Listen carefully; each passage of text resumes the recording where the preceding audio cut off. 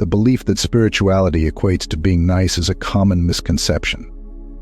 As Professor Kees once said, spirituality is fundamentally about reconnecting with the original shape of humanity, which is seen as the image of God. This journey of reformation is oriented around specific molds: the Torah in Judaism, Christ in Christianity, Buddha in Buddhism, Muhammad in Islam, and so on. These molds serve as archetypes, guiding individuals on their spiritual paths. The quest to align with these holy figures often leads us to equate spirituality with embodying their virtues, particularly the virtue of goodness. Thus, spirituality becomes synonymous with being nice.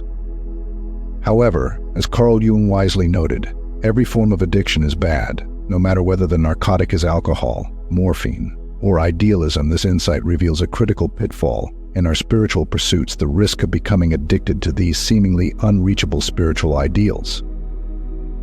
When we become addicted to the idea of being nice, we start to harshly judge any deviations from this ideal, whether they come from ourselves or others. This judgment leads to the suppression of our natural inclinations in pursuit of divine perfection, with the hope of attaining paradise or nirvana, depending on our belief system. Along the way, we also expect to receive love and acceptance from those around us and anticipate that our lives will improve and that pain and suffering will diminish. Yet this seldom happens, and the reason is simple: spirituality is not about being nice. Don't get me wrong, my friend. If you can be nice during your spiritual journey without forcing yourself, and if you can support both yourself and others along the way, then by all means be nice. It's wonderful to be kind and helpful. But being nice should not be the main focus. Spirituality is about something much deeper and more profound, and that is truth. As the spiritual teacher Adyashanti said, spirituality is coming into the realization of what is real. This means that the true purpose of spirituality is to understand and connect with what is genuinely real and true. So how can you discover what is real? The answer lies in being authentic and living according to your own truth. Think about it: how can you ever find what is real if you are not honest with yourself? If you are always pretending to be nice just to be accepted and loved by others, or to earn some kind of spiritual reward, you are not being true to yourself. You are living a lie. And how can you find the ultimate truth if you cannot even live in your own truth, express your real thoughts and feelings, and follow what your heart truly desires?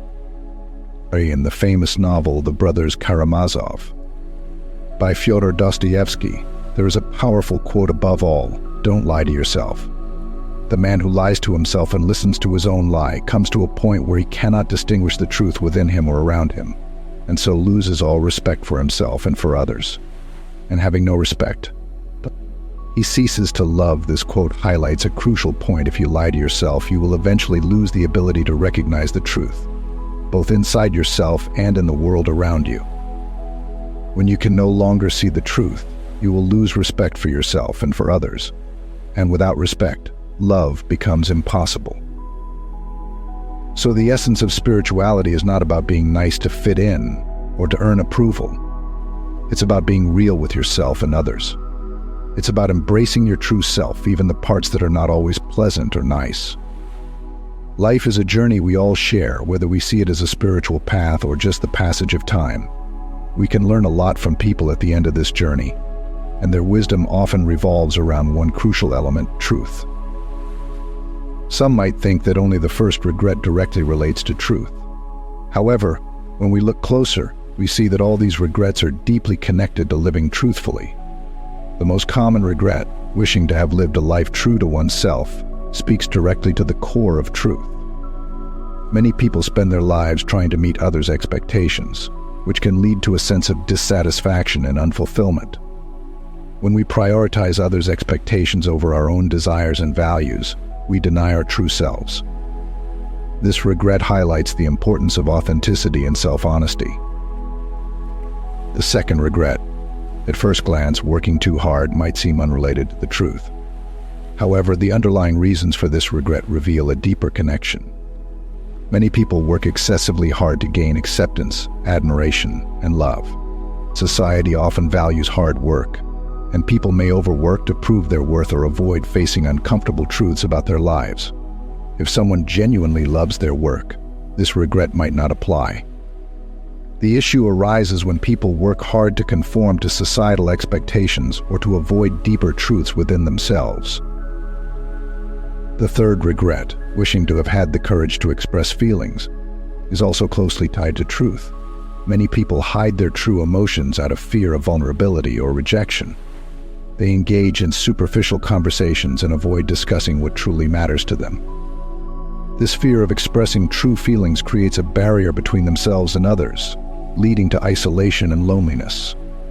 When we fail to share our genuine emotions, we are not living in alignment with our true selves. Throughout life, people often wear masks to fit in and appear socially acceptable. These masks hide their true feelings, desires, and struggles. By pretending that everything is fine, people miss the chance to connect deeply with others and themselves. This constant acting can be exhausting and alienating, preventing genuine relationships and self-awareness. The desire to protect oneself from rejection and loneliness can lead to behaviors that ultimately cause isolation.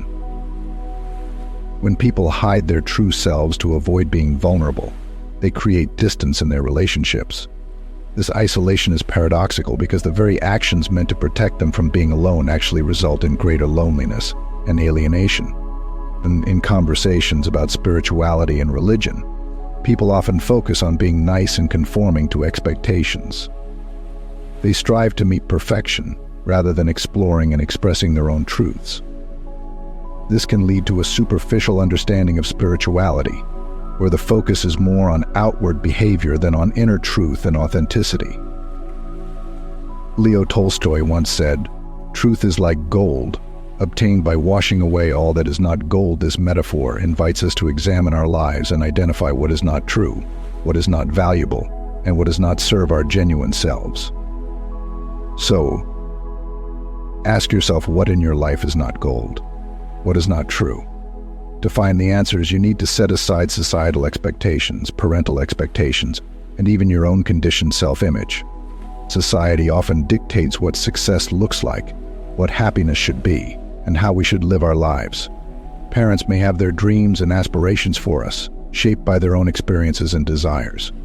Friends and peers can influence us with their perceptions and judgments, and we ourselves can get caught in a web of our own making, constructing an identity based on external validations and internal fears. But these are not the truths we should live by. They are not the gold we seek.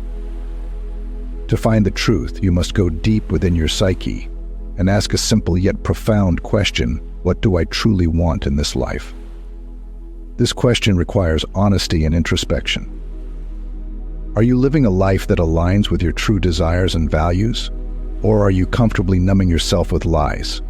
Are you actively taking steps to manifest your dreams? Or are you moving against them, stuck in a cycle of inauthenticity? Be honest with yourself. It's okay to be vulnerable. Being true to yourself is not always easy, but it is necessary for a fulfilling life. Carl Jung reminds us of this profound truth: your vision will become clear only when you can look into your own heart. Who looks outside dreams who looks inside. Awakes Jung's words encourage us to look within rather than outside for help. The solutions and clarity you seek are already within you. By turning inward and embracing your true self, you can begin to live a life that is genuinely yours, free from the deceptive influences of comparison and measurement against others. Each person's path is unique. There is no single way that applies to everyone. The only path that truly matters is the one that aligns with your own heart and soul. Other paths may deceive and tempt you, leading you away from your true self. But when you look within, listen to your inner voice, and follow the way that is inherently yours, you fulfill your unique purpose and potential. My friend, living a life true to oneself requires being honest about your feelings, your desires, and your needs. It means expressing yourself authentically, without fear of judgment. This can be challenging because it requires vulnerability and courage. But it is only through this authenticity that you can truly discover what is true. I hope you enjoyed reading this. If you're still with me, please leave a comment saying, "My spiritual path is about what is real and true. Not just being nice." I'll give your comment a heart. As always, wishing you a beautiful day.